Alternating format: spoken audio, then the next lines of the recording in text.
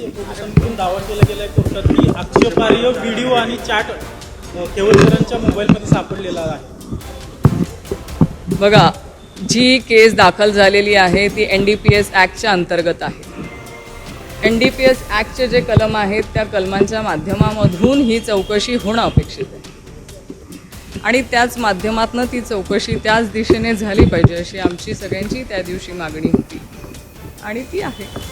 काही पण जर बघितलं तर तुम्ही स्वतः पोलीस तुमच्या वकिलांच्या माध्यमातून अर्ज दिला होता की गुगल ड्राईव्हचा पासवर्ड जातात त्याची काय माहिती लगेच दुसऱ्या दिवशी पुणे पोलीस न्यायालयात सांगतात की काही अश्लील व्हिडिओ आहे. तुम्हाला काय पुणे या संदर्भात व्हायरल होण्याची भीती वाटते का काय?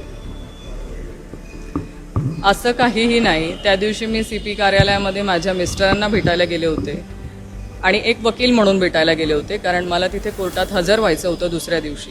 मला काही त्यांच्याकडनं माहिती हवी होती आणि त्यासाठी मी गेले होते आणि मग सहज CP कार्यालयामध्ये गेलेच होते तर साहेबांना भेटण्यासाठी गेले होते.